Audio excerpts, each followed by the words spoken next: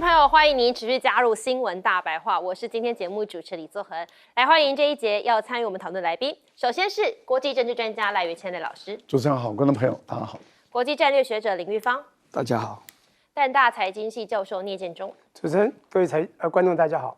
好，我们来看到哦，是呢，现在呀，美中的谈判呐，两方终于是重启了谈判，大家都很关注有没有什么结果呢？第一阶段实质性呢，现在都降了115%的关税哦，这是一个重大的协议，而且呢，说未来还要建立经贸磋商的机制。那在这里头当中呢，对中国来讲，是不是就只有2个字，那就是对等呢？我们来看到川普啊，现在就说我们美中关系经过这一次的谈判之后，会全面重置哦，而且还不断的喊话说，根本他们就没有意思要来伤害中国。很高兴呢，可以有进行到这样的对话哦。在休兵90天之后啊，现在大家都很关注啊，说呢，接下来美中的磋商会不会有达到一个更大的共识哦？那会不会恢复到呢这个145的关税哦？好，那川普呢就说，不会，大家不用太担心哦，说呢会大幅度的增加。那现在呢，美中啊已经暂缓了这个报复性关税了。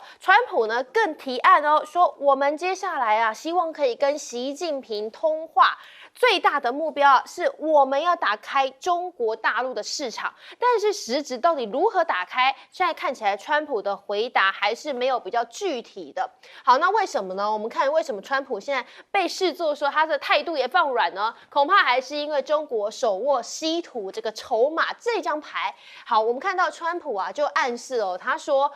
中国已经同意取消对于美国的这个非关税壁垒，那代表什么呢？如果谈判取得进展的话，中国可能会做出更大的让步，那这个让步什么？是不是就是针对稀土的出口管制？好，美国贸易代表呢也先喊话、先放话，说中方除了在关税让步之外，还同意取消对于稀土和磁铁的出口限制哦。但真的是如此吗？现在看起来似乎还是美国的一番说法。你看路透呢是这样讲的哦，他说呢，中国全面要解除稀土的出口限制啊，这个可能性还是偏低的。不过中国商务部确实可能会加快，比方说像是出口许可的申请啊，或者是不排除近期对于美国的买家核发证照，这是有机会的。但是你说要全部放宽不容易。好，那美国的媒体呢就有问到说，是不是会取消对于稀土的管制呢？大陆外交部发言人他说，会谈的具体情况，请你就看声明，不愿意再多做评论。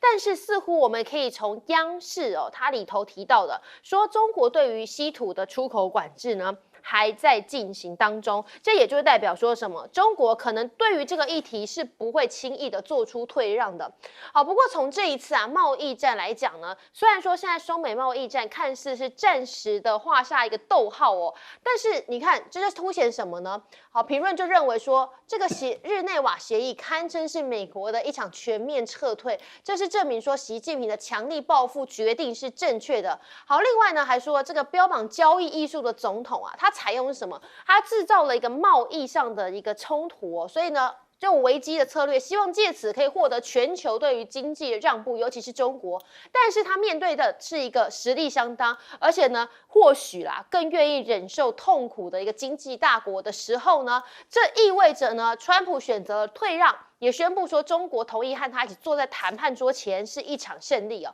好，所以呢，这个港媒就直接指出来，他说关税战大幅提升了中国国际地位，这也标志着说全球现在已经真正进入到美中两强的时代了。那似乎啊也暗示说啊，美国其实早就撑不住了吗？因为你看到在3周前呢，就有一场秘密会议哦，就是《金融时报》披露说呢，这是一个秘密会议当中，他们参加的美国财政部长贝森特呢，就跟大陆的财政部长2个人会面了。那时候呢，就已经讨论到说，现在啊，两大经济体啊这样子互杠的状况哦，已经几乎是完全瘫痪贸易了。这似乎也暗示说，美国也在这场贸易战当中啊，真的是非常难以撑下去了。好，我们问赖老师啊，怎么看说美中现在看似双方都有一些让步，115%的关税了，但是是不是其实对于这个美国来讲，它其实是退，很多说它是贵了。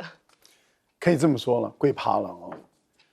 美国他的团队，包括米伦，包括纳瓦罗，都是鹰派啊，非常的强力啊，这个主张啊，对中国大陆或者对全世界实施贸易战。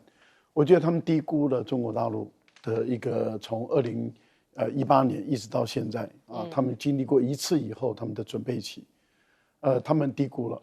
所以他们认为当他们对中国大陆实施这个贸易战的时候，中国大陆会跪下来，会妥协。可是我觉得他们真的低估了。川普讲的说他没有意识要伤害中国，这是谎话，因为你是供给方，你是从汽车税、钢铝税一直到这个分摊利税到对等关税，你都是不断的出手。那所以你是供给方，你的目的就是要遏制中国的发展，你要中国大陆屈服妥协，大陆起身对抗，全世界唯一的国家起身对抗。那我们强调很多遍，贸易战没有赢家，只有输家，没有赢家。那考验的是谁撑得下去，谁撑得下去。那所谓的撑得下去，就是谁承受痛苦的能力最强，谁就最后绝对不是输家。那撑不下去的就是输家了。很明显的，美国1个多月就撑不下去了。所以美国是彻底的输家了。那当然，有些朋友会说，美国还是维持30%啊，中国大陆只10%啊。可是问题是，那30里面的20是芬太尼的问题。而中国大陆的公安部部长现在在跟美国在磋商，但是大陆的态度是很强硬的。那也就是说，如果美国最后那20%不拿掉的话，中国有权利对美国的20%实施反击。所以为什么？因为在贸易协定里面白纸黑字，没有写有关于芬太尼的问题。好，所以我个人是觉得在这个部分，中国还是保有反击权。那您刚刚提到了有关于稀土的问题，对，白纸黑字，所以大陆的外交部才会说去看看联合声明。联合声明这次跟过去不一样的地方，并不是在于5月11号谈完了以后就当天就发布了，而是到隔天。那就代表什么？代表中国大陆对于每一个字都要仔细推敲。也就是说，中文本没有问题，但是英文本呢？因此，只要在英文的解释上、定义上有问题的，大陆一定要问清楚、讲明白，而且要录音、要做记录、要签字。最后，这个文字本出来了以后，我们大家看到里面没有一个字写到稀土的问题，只谈到非关税的贸易障碍的问题。那非关税的贸易障碍，如果以贝森特的语言来说，他说，对于战略的物资，美国的政策没有变，要继续跟中国大陆彻底脱钩。这是贝森特在记者会的时候他所说的，要跟中国大陆彻底脱钩。那战略武器、战略的物资，包括半导体等，你要跟中国大陆彻底脱钩。大陆为什么不在稀土方面也是列为国家战略武器啊、战略资源啊？所以稀土已经被中国列为战略资源的话，也可以跟美国彻底脱钩啊。所以我觉得在这个部分里面，大陆没有任何白纸黑字写出说稀土要给你。结果我们看到了，在5月9号，在深圳先召开一次有关于加紧稀土的管制，而且杜绝那个违法走私。5月12号就是开完会发布联合声明的当天，7个省市7个省，然后也就是稀土的大省，还有跨部会，包括国土安全部等，全部都开会强化有关于稀土的管制。这代表什么？中国大陆对稀土的管制绝对不会松手。那玉芳委员是觉得说，这个稀土这张牌确实是抓住了美国的软肋吗？我觉得中国大陆的外交部发言人被问的时候，他没有去否认，他只有说你们大家就看那个共同的声明，对，就知道。所以就表示说他留下一个空间啦，就是说，因为这个是一篮子的角色，就是说我有很多的我想要做的事，你也有很多想要做的事，大家谈下来，稀土是其中一个很重要的一个项目了。那其他项目如果谈得好，这个稀土可能就放松放宽，但是我觉得全面性的解禁大概会比较难，因为中国大陆也希望能够保留一些筹码在手上，不能全部都对。我如果对你全部开放的话，因为美国经过这一次以后，他会加强寻求稀土的来源。他为什么要逼乌克兰？乌克兰在打仗，你就跟人家签这种矿产的协议、稀土的协议，他们是蛮残忍的。雪上加霜。但你可以看得出，他就是想到他的稀土。格陵兰也不只有战略位置的问题，也是稀土的问题。所以呢，美国也在做好准备，我不想永远依赖中国大陆的稀土。我自己要走出我的路。好，所以中国大陆也会去想，我不能够一下子对你出口太多。那出口太多以后，未来出口多一顿，我的储场就少一顿嘛。所以这个大家都会去想。不过这一次我觉得最重要一件事哦，我觉得对川普来讲哦，他高估了自己的魅力或自己的能力，也高估了美国的能力，认为说他可以把中国大陆整得很惨，而美国即使会受伤会非常的轻。那整个来讲，就是他低估了全球化的国际体系里面，国与国之间是高度的互相依赖，特别是大国。你去看，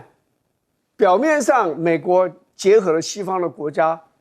因为乌克兰战争对俄罗斯进行非常严格的经贸的这种封锁，还有包括我说经贸，对不对？不是只有经济，就是金融这方面都去封锁它。可是我请问你，中国大陆是不是从俄罗斯还有印度买了很多石油跟天然气？你认为欧洲国家没有吗？欧洲国家也是有啊，有的是偷偷摸摸，也是洗产地的方式，在公海上洗产地，然后东西还是进了西欧去啊。要不然欧洲这些国家，你如果依赖挪威那么贵的，或美国那么贵的石油跟天然气，还得了吗？所以川普自己是真的是低估。第二个对川普不利的一点就是说，现在共和党已经很多人不耐烦了，因为你这样搞下去。你一下子制造太多的伤口，你知道？你现在贸易的问题，我告诉你，西部这些港口整个是空荡荡的，东部的港口也没有多繁忙。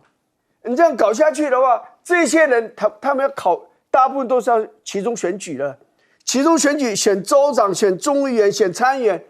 那我请问你，这些人怎么办？对他们来讲，连任是他们最大的考虑最重要的考虑。所以我觉得经过这里以后，以前都说是一超多强的世界，一个超级强权，还有多个比较小的强权。我告诉这一次就证明的是两超，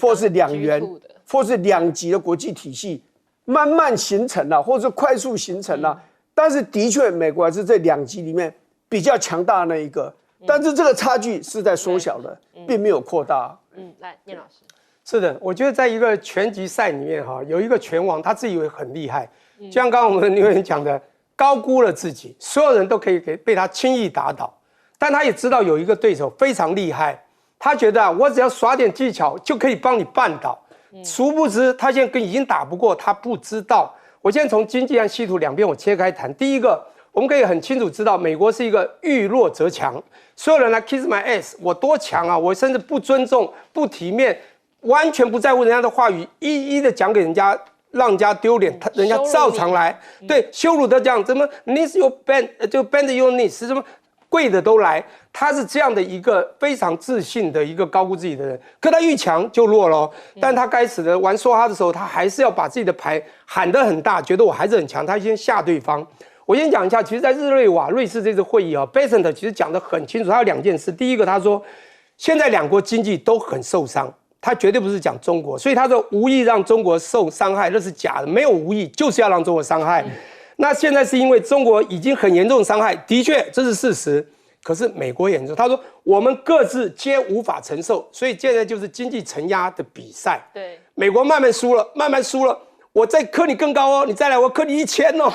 没有啦，不管不1000，其实没有意义，反正随便喊嘛，那个意义我们讲了好几次。重点他现在根本喊不下去了，就讲，哎呀，高了是没有意义的，那个数字不会那么高啦，你来跟我谈就可以，你来跟我谈就可以，人家就是不来，就是不来。重点来了，人家还有筹码哦，先从双 B 开始，先你抛售你的 bond 债券，再来你的波音不买，几百艘留在那边，一一退回，连弄了厦门航空 logo 都帮你送回去，一辆5500亿，吓死人。波音怎么办？这就已经很严重，那中小企业现在严重了。他现在进口呢，不买你38%在里面生产的大豆，我全部去不到巴西，我天然气全部到别的国家去买，哇，他紧张了，他未来的农民票选也不见了，它的承压是一次又一次，现在稀土是另外一回事。我先讲一下哈，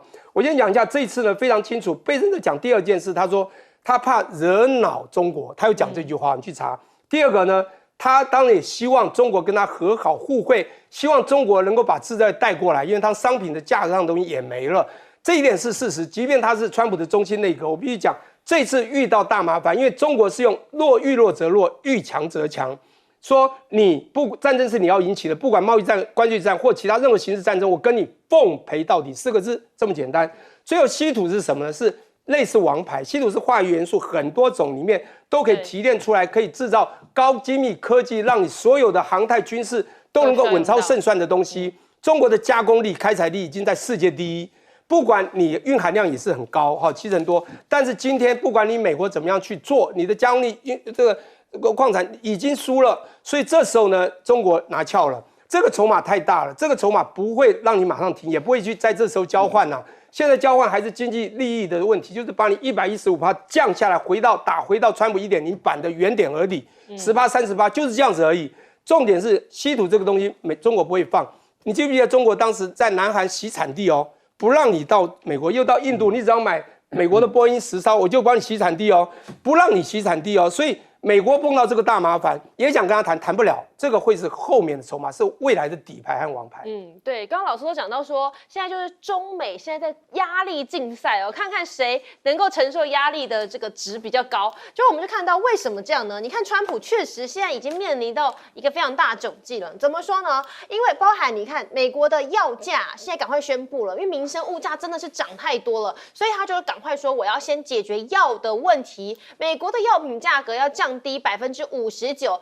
另外，川普还说呢，我汽油啊、能源啊、食品杂货这些，我全部都要下降，不断的强调我没有造成美国的通货膨胀。那真的是如此吗？你看美国企业出现了补货潮，不管是真的这样还是预期心理哦，大家开始抢货。美国的企业呢有90天大囤货，尤其是中国大陆有2个产品哦，赶快的要来大量销往美国，因为大家很担心接下来都要涨价了。好，那另外呢，美国时间12号啊，你看这个美国家电厂商哦，他们也赶快动作哦，像是咖啡机啊、冰沙机啊这2个东西哦，先赶快背送到美国，因为这在公司行号一定要用的嘛。还有呢，你看卡达现在馈赠这个豪华客机哦，结果呢，川普的盟友啊就说这是川普政府的污点呢，我们不能够接受这样穿着西装的圣战分子哦，说要就送你这个4亿美元的礼物哦。好，那川普也怒呛哦，他说我绝对不会接受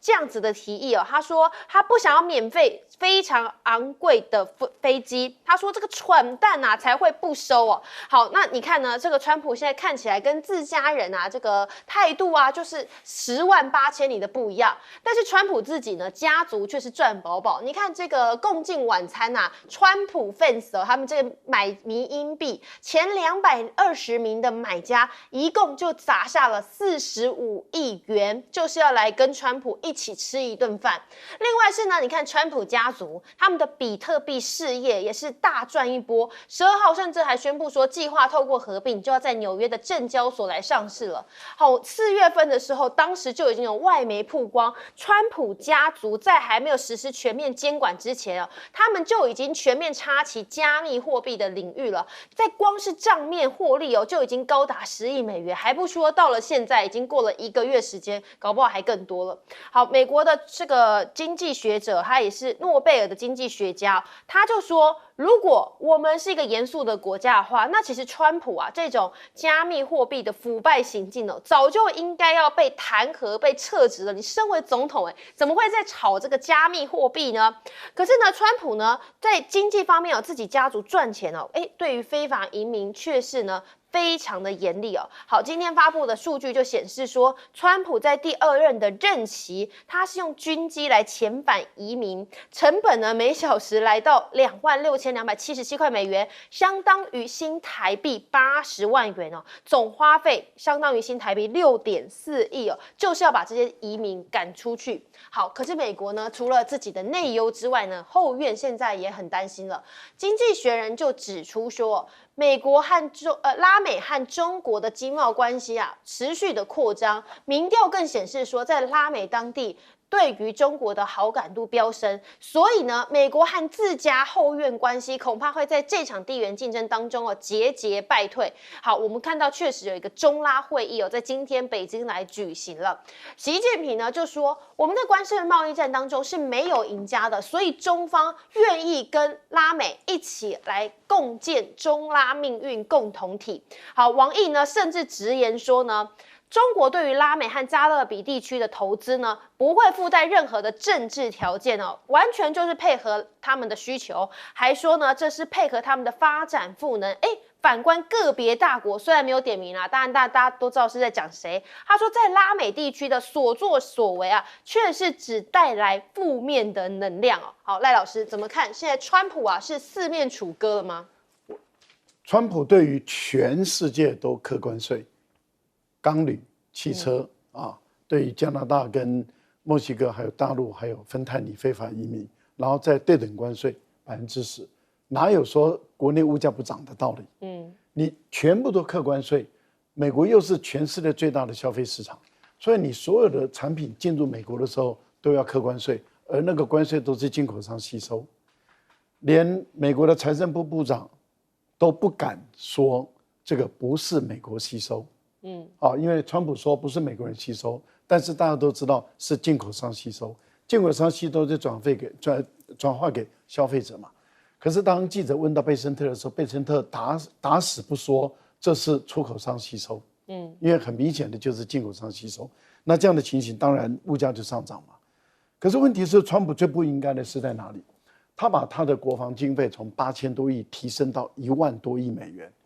那提升到1万多亿美元，一架飞机也不过就4亿多美元。如果美国的总统真的他的飞机老旧了，要汰旧换新，美国的国防预算绝对有能力去支付美国的空军1号的汰旧换新。更何况他的空军1号是可以飞的。川普他想的不是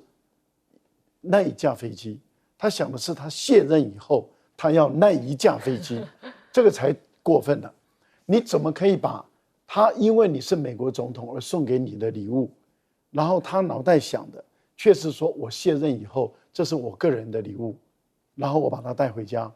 这是不可以的。你等于是变相贿赂嘛。这个当然会引起美国的国内，不管是在野党或是甚至连执政党都会觉得你这个已经超过了，而且呢拿人家的手短。那你今天拿了别人收了这么高的钱，他会要什么？你要不要支付？你要不要到最后要给他？这个部分里面，我觉得川普在这个部分真的是做错了。他真的是一个这么大的国家，然后这么富有的，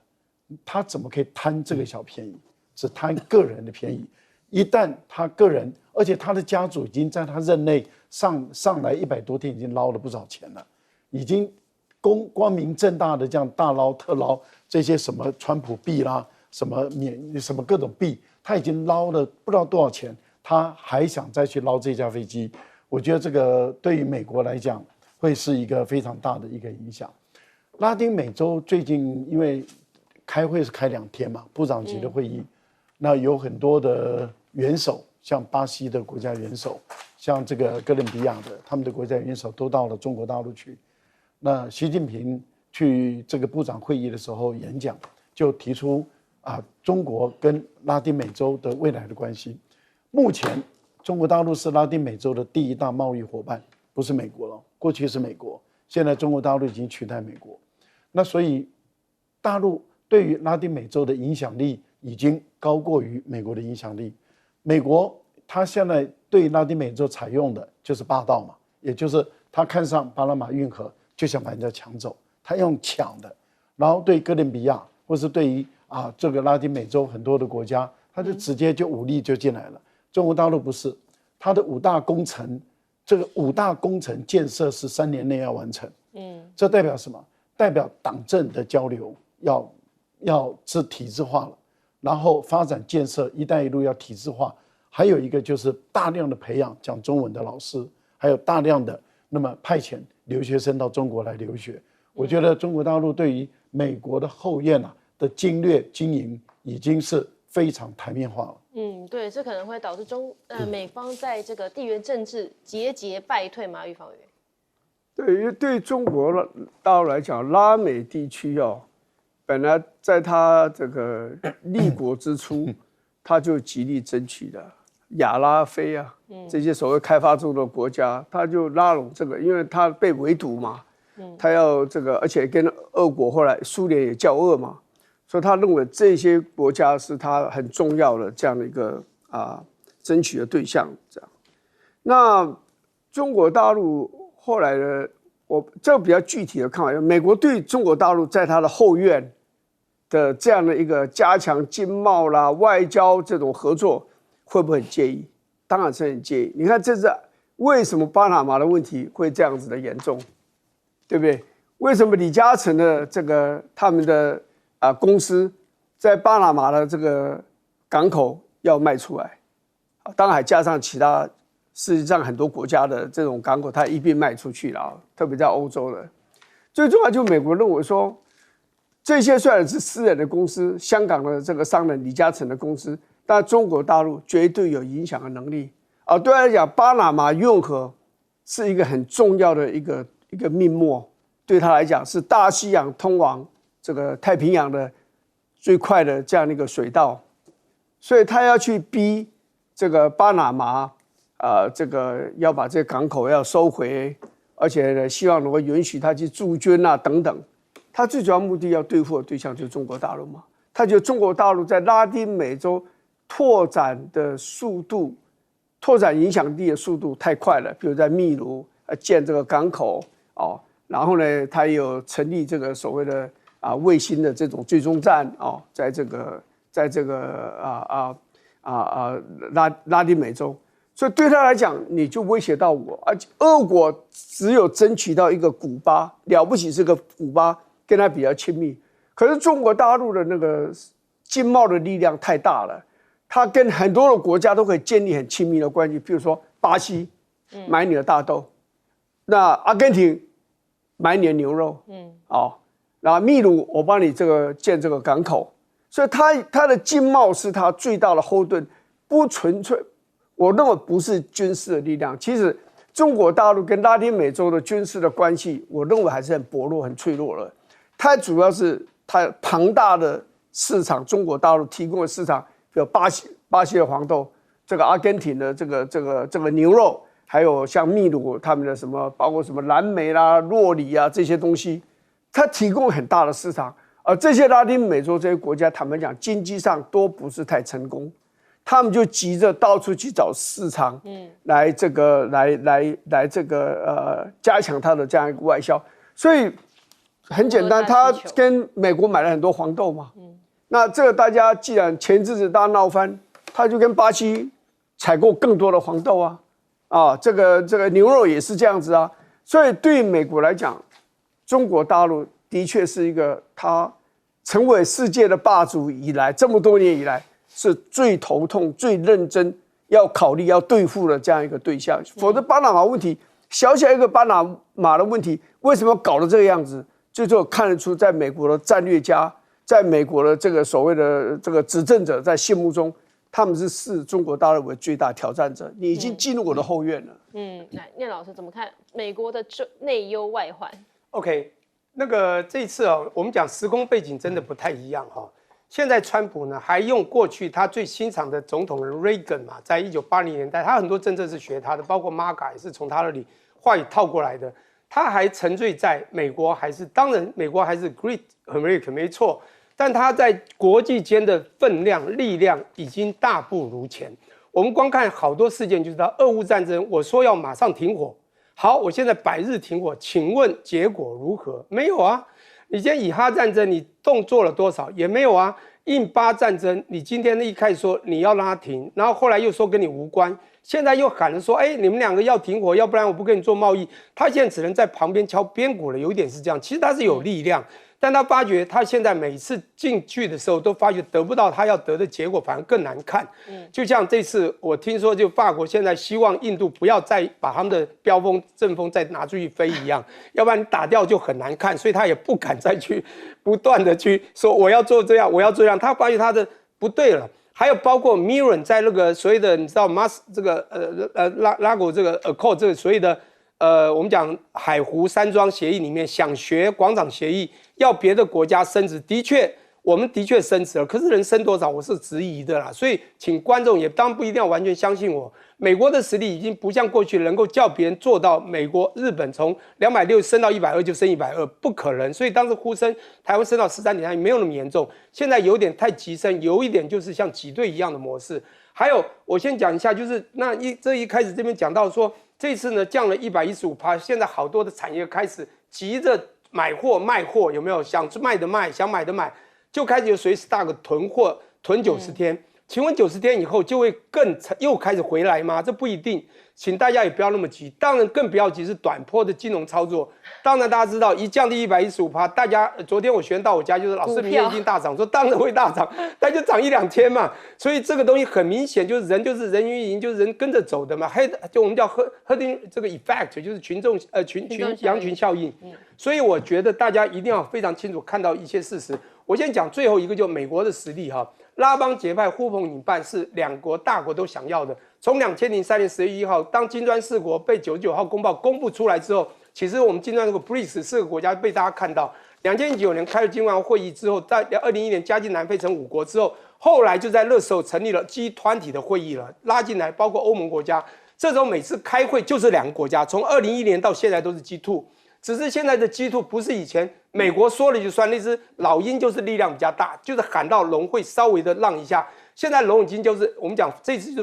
1.0版受到的伤害，在2.0就猛起来说我要奉陪到底。所以这次呢，我觉得大家这个眼睛也看得到。但是在这10-20年，我讲20年开始到现在，大家都知道全世界贸易就分2块，从 RCEP 大家知道以中国主导。美国这个奥巴马呢，就快点有没有？他2008年选上之后，到了亚洲来哦，从西方到亚洲重启 TPP 这件事情，如果大家还记得的话，当然川普把它退了，在1.0版，但日本把它承接，有没有？从12国变11国，他来承接变主导，没有用啊。但不管怎么说，还是2大块，有没有？有一块就是中国在主，就是当时从东协加1开始的 Agent Plus One 开始。那美国现在一定会希望能把中国压下去走。但是没有想到，这次川普关税贸易战一打，其实国际的都是有眼睛的，看到了美国川普的 over 的行径啊，包括不管我们讲卡达买这个飞机的也是 over 行径，或者中国的稳步前行，非常清楚。因此你看这个慢慢一步一步，因此中国用互惠的方式跟各国谈，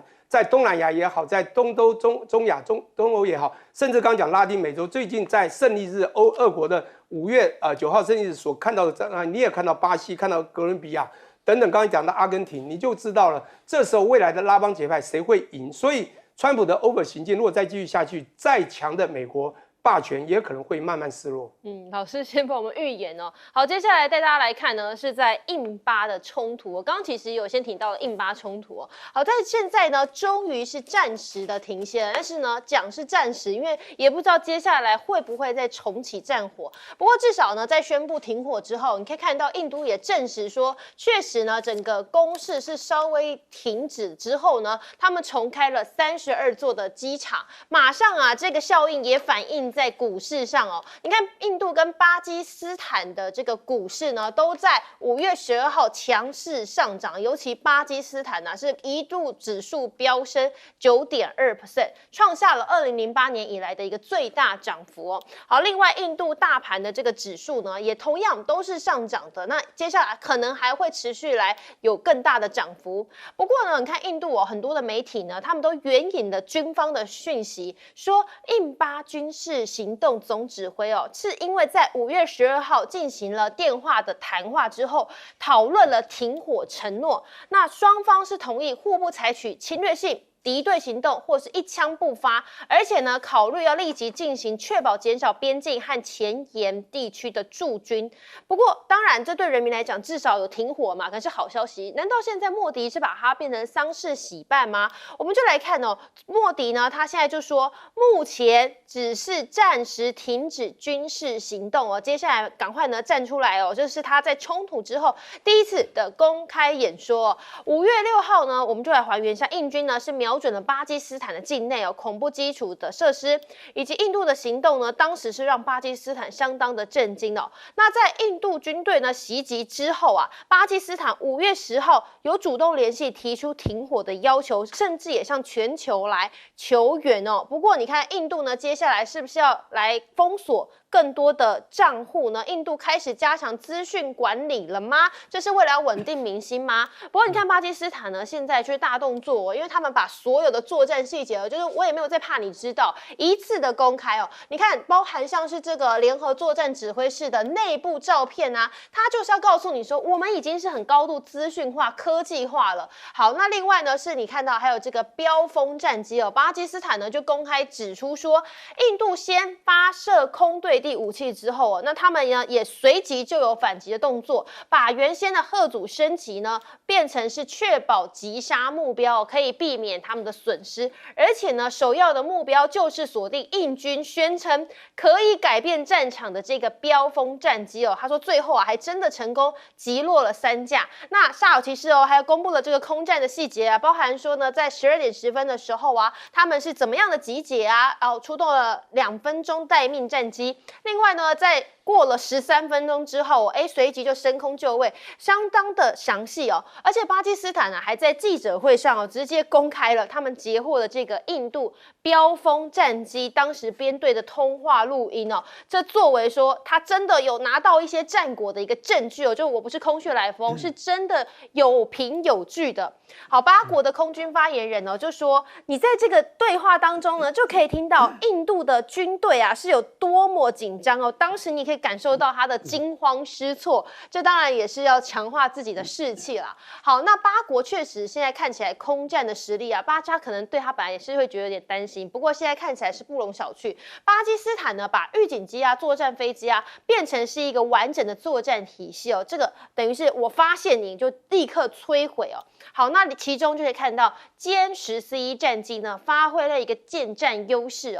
那也搭配了霹雳15导弹，就让这个针对印军高价值的战机来实施打击，所以也让印度的战机呢是雷达频频遭到干扰，甚至出现讯息中断的状况。外媒就分析说，在这一场空战当中凸显的是体系化跟超视距作战，因为过往呢，你可能说我要看到才能够进行攻击，但是如今呢，战场的风貌已经变成这种，我可以用很远的一样能够来进行精准的打击给取代了。他还提到呢，这是所谓的超视距作战的方式来取代过去的整个战争模式。好，我们就先请教赖老师怎么看？巴基斯坦在这次确实没有意思要跟印度打仗，没有这个意思。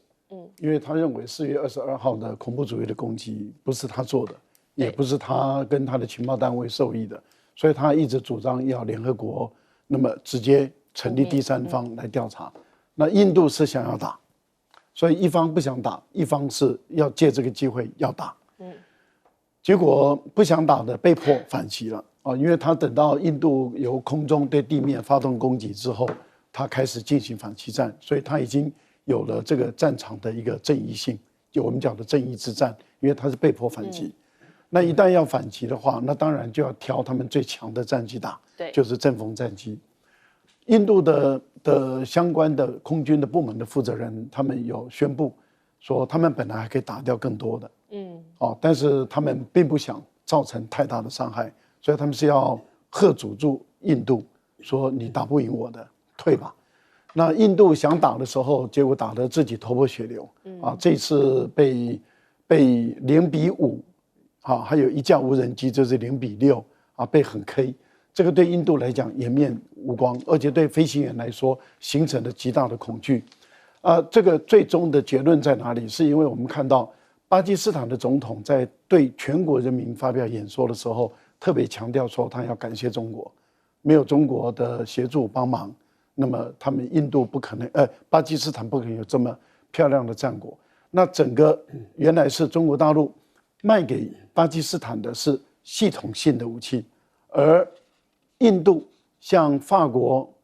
还有俄罗斯等这些国家跟未来的美国因为美国也要卖武器给印度了，例如说 MQ9 无人机，美国已经卖了，那他们是买的是一个平台，那为什么说系统性的武器跟一个平台不一样？大陆卖给枭龙战机的时候，它是含预警机也卖，枭龙战机，歼10C还有枭龙战机是中巴合作的。另外还有就是红旗的导弹系统，红旗的导弹系统的侦测能力是更远的。空中预警机是从空中去侦测更远。他们2位就是2个负责什么初始阶段，也就是发现对方的目标，发现以后就是把对方锁定，马上透过数据链提供给在高空飞行的这个歼10C的战机。那么高空飞行的歼10C的战机，它的雷达那么接收到这个数据链以后，它就负责中段跟末段的攻击了。也就是说，发现敌人，数据给他，他锁定对方，他开始进行攻击，所以它是超视距的，也就是145公里，甚至到150公里左右，等于是台北到苗栗吧，那人眼都没看到，就发射导弹了。可是不要忘了，它的导弹的飞行速度是4到5马赫，每1秒钟跑13.5公里。观众朋友，那哈法的就是阵风战机根本没有几秒钟的反应时间。当然，我们也看到了，再加上电战机的一种毁掉他们的这种防卫系统，那当然阵风战机被打得很惨嘛。对，这个战争当中，你看到巴基斯坦的空战实力。休息一下，马上回来。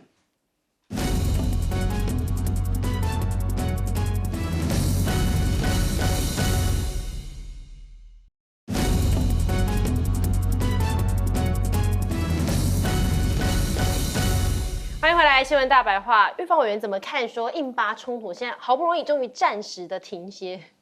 我觉得这个是每几年就会发作一次了，就是克什米尔问题嘛。克什米尔问题你没有办法解决，因为你印度占领了克什米尔很大的一块，那这一块里面的人大概70%到80%是信伊斯兰教的，那这一些人跟巴基斯坦呢？那些的人信的是一样的宗教，他们有很多的关系，所以巴基斯坦也没有办法完全撇清那个所谓杀掉26个观光客这个事情嘛。因为克什米尔那些反印度的势力，他在血缘上、在宗教上，他当然一定会找巴基斯坦帮忙。对巴基斯坦来讲，他们也是个棋子嘛，所以那个要完全撇清关系这不是那么容易的事情就像阿富汗的这个政权跟阿拉伯国家，你多多少少都有关系嘛，所以这个问题就是说，你现在他讲暂时停止这个军事行动，这个莫迪讲这句话其实是很实在的话了，他暂时停止不得不停止因为再打下去他也没有赢的信心何况因为美国出面，中国大陆也出面。他也好歹卖个面子给人家，然后就找下台阶下来。但是以后的冲突，这个因子总问题还在那，因为本来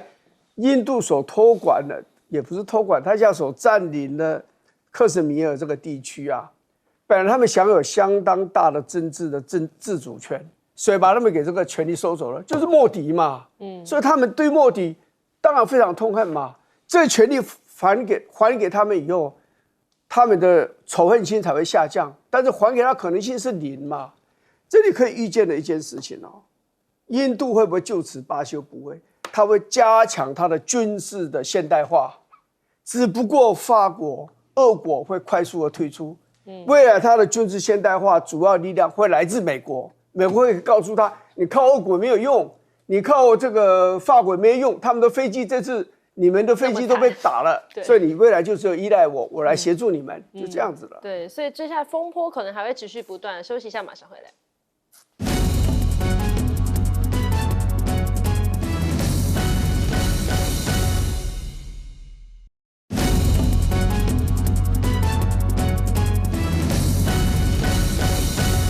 欢迎回来，新闻大白话。聂老师怎么看巴基斯坦这个大秀肌肉？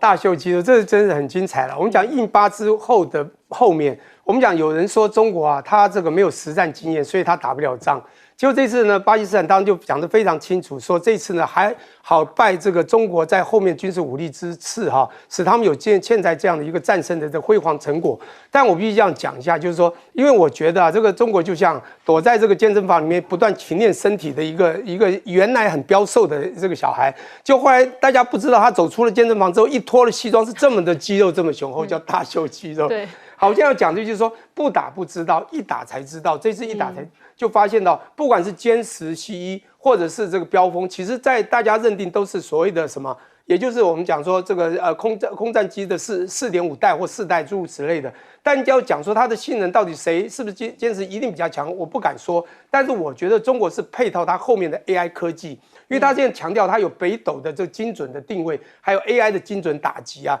它在攻击上非常强。防治上它也非常强，所以它有天网的智能防空。所以你知道这边就有人提到说，这次有所谓的超音速的飞行，以及超视距，它很远，在140多公里就可以锁定你，跟电子身份锁定就帮你打了。